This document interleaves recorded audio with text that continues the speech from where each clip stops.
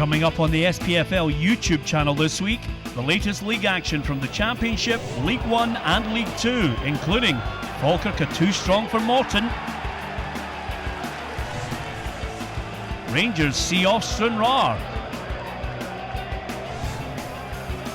and Berwick put 4 past Queen's Park.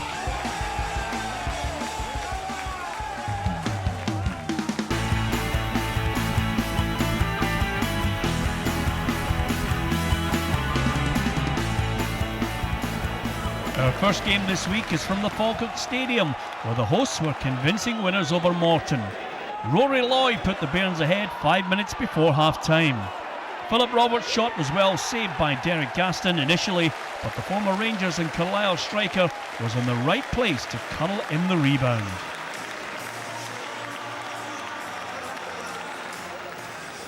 Morton shot themselves in the foot when they gave away possession in a dangerous area in the first half of injury time. Rory Loy intercepted and then bore down on goal. With only the keeper to beat, he helped himself to his second goal of the afternoon. Morton boss Alan Moore must have been tearing his hair out at his side's defending, but suddenly the hosts were in complete control.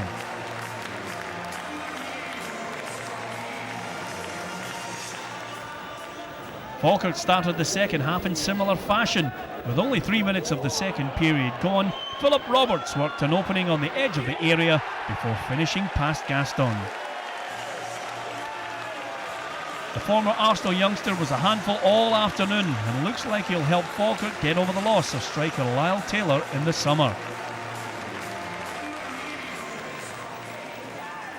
Morton kept battling, but all they could come up with was a consolation goal in the dying seconds of the game. Falkirk couldn't clear the danger from their own area, and eventually the ball was worked to Rhys Hands, who found the bottom corner of Michael McGovern's net. No one marking Hands, and he had time to pick his spot past the Bairns keeper. Too little, too late for Morton.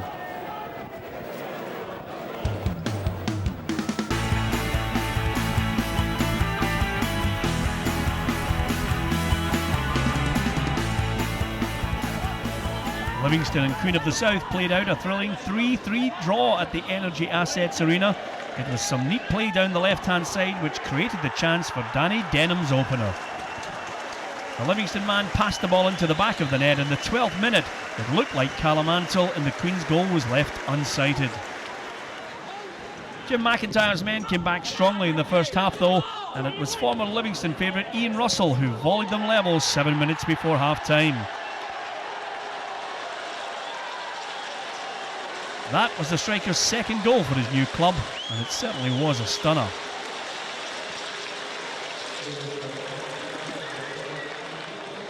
The Dumfries side built on that equaliser and managed to forge ahead before half-time. Referee Alan Muir thought he spotted a handball on the edge of the area, and he pointed to the spot. On closer inspection, I'm sure Livingston will feel hard done by. Ryan McGuffey was on the penalty duty for Queen of the South, and he converted to make it 2-1.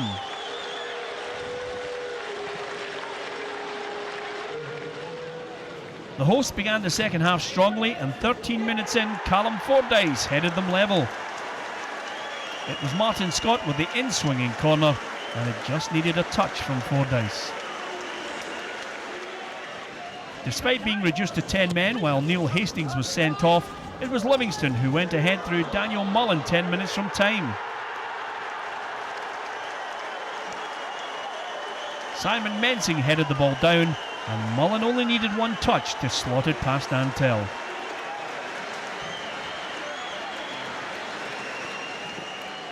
The drama wasn't finished there though. Queen of the South with their extra man pushed for a late equaliser, and that pressure paid off when Gavin Riley turned the ball into the net from close range.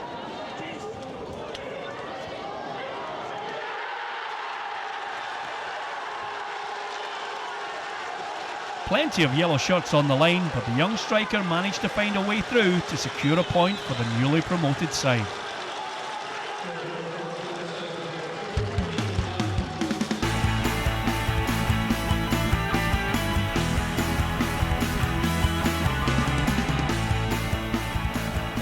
Our look at League One begins at a sun-drenched Stair Park, where a bumper crowd watched Stranraer take on Rangers. Ali McCoy's side were ahead as early as the 7th minute when Iain Blackshot was diverted into the net by Andrew Little. Stranraer keeper David Mitchell was caught out by the deflection and was powerless to prevent the goal. I'm not sure how much Little knew about it though. Rangers underlined their first half dominance with a second goal in the 23rd minute. This time it was Lewis McLeod with a composed finish at the back post.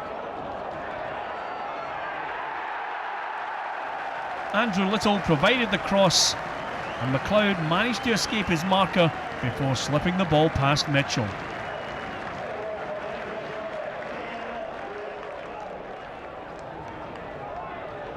The game was effectively won on the half-hour mark when Lee McCulloch headed home Nicky Law's corner.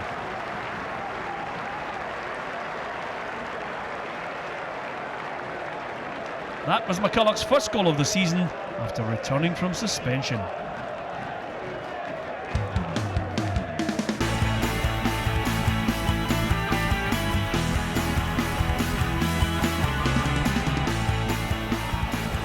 Arbroath were narrow winners at East End Park against the Dunfermline side, who finished with 10 men.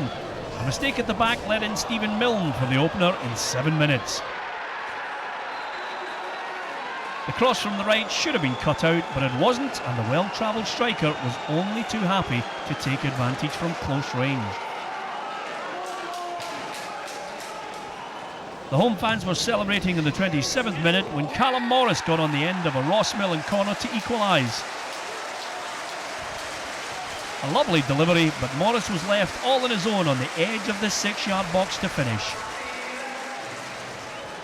The game then entered a remarkable 5-minute spell just before half-time. With 41 minutes on the clock, Sean Byrne put the Pars in front.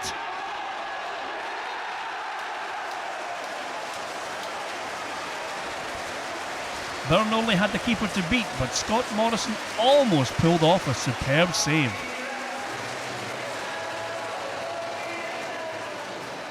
Jim Jeffries must have been dismayed to see his side lead only last 2 minutes. Chris Kane fouled Michael Travis in the area and referee Stephen Finney pointed to the spot. The Arbroath man went down under the challenge. It looked like a push in the back.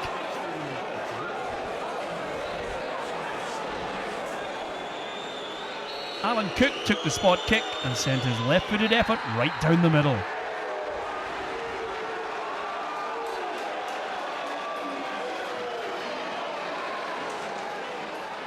In a game which was raging from end to end, Arbroath broke quickly upfield, hoping for one last effort on goal before the referee blew his half-time whistle.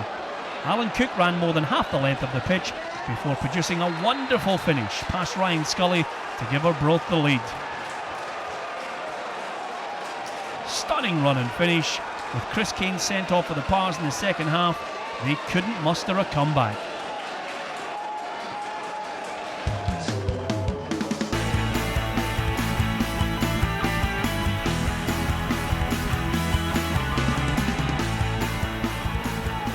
One goal was enough for Stenhousemuir to see off Airdrieonians at the Excelsior Stadium, and it was scored by Ross McNeil in the final minute of the game.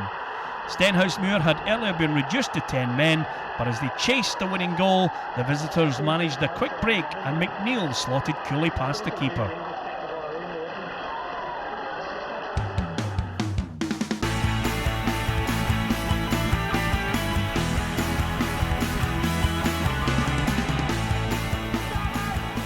At Somerset Park, Ayr United were 2-0 winners over Forfar with a goal in each half. Craig Malcolm claimed his first for his new club just before half-time after that summer move from Stranraer.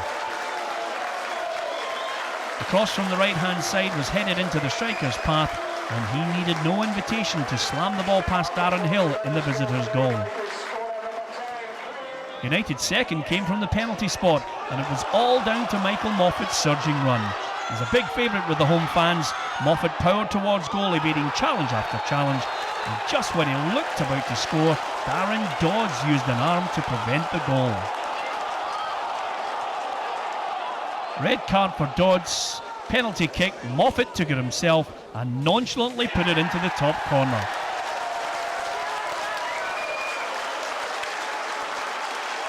That goal gave the Honest Men their second win of the season and a second successive clean sheet.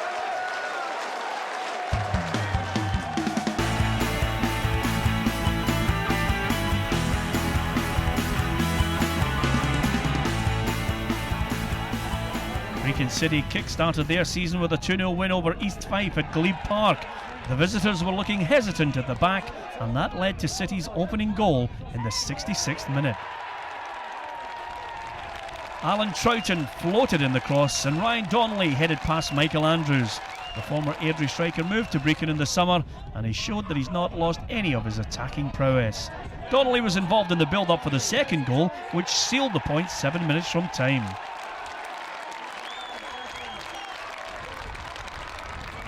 A lovely flowing move finished off by Alan Troughton.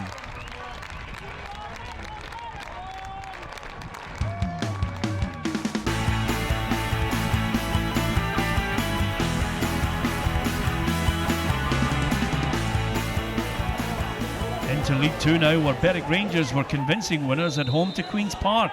The first goal was an own goal courtesy of Michael Keenan just before the half-hour mark.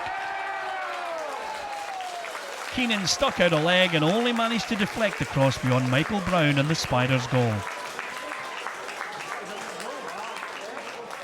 The second goal of the afternoon was a near-post header from Scott DL less than 5 minutes later. Josh Morris fired in the corner and DL was first to the ball. The Wee Rangers wrapped up the points thanks to a second-half double from Darren Lavery. The first a thunderbolt from outside the area with just 20 minutes remaining. The ball laid off on the edge of the area and Lavery managed to get the shot away before the Queen's Park defence closed them down. He claimed the second of the afternoon 15 minutes from time to round off an impressive performance from the hosts. The ball over the top cut out the visitors and Lavery managed to beat Michael Brown from a very tight angle. 4-0 the score.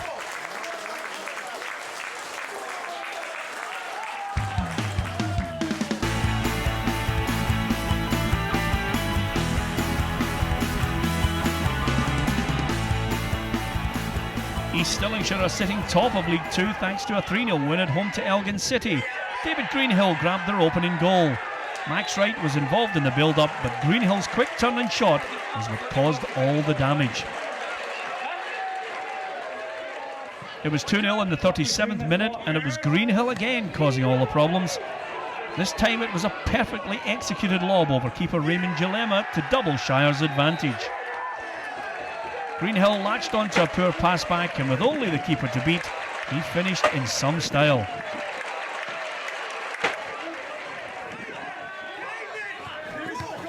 Even with the game in its final moments, the home side kept pushing forward, and they eventually made it 3-0 thanks to Paul McMullen's unlucky own goal.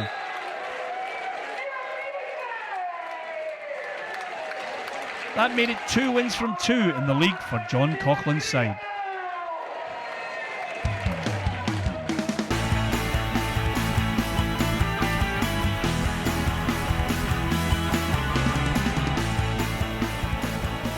The final game of the week comes from Galabank, where Annan ran out narrow winners over Montrose. The hosts went ahead after powerful play on the hour from Kenny Mackay. It was Peter Bradley with a through ball, and Mackay managed to bully his way through the visitors' defence before finishing underneath Stuart Mackenzie. Annan looked like they'd sealed the win 14 minutes from time when Stephen Black converted an Ali Love corner. The powerful corner was guided into the net by Black despite plenty of blue shirts in attendance. Montrose were awarded a penalty with just 3 minutes left to set up a nervy ending for Annan. There was a clear shove in the area for referee Des Roach to point to the spot. Gary Wood drove the ball beyond Kenny Arthur, but the hosts managed to hold on for maximum points.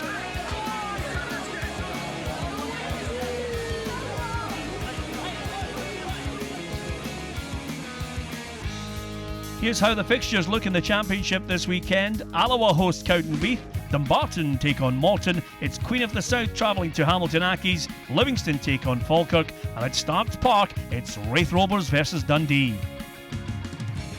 In League One, there's a Friday evening kick-off when Airdrieonians take on Rangers.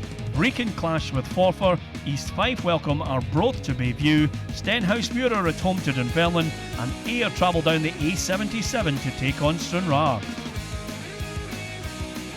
Finally in League 2, it's Annan against Albion Rovers. Clyde take on Queen's Park at Broadwood. Montrose host Berwick Rangers. Peterhead take on Elgin City. And Stirling Albion face local rivals East Stirlingshire. We'll have the best of the action from these matches next time on the SPFL YouTube channel.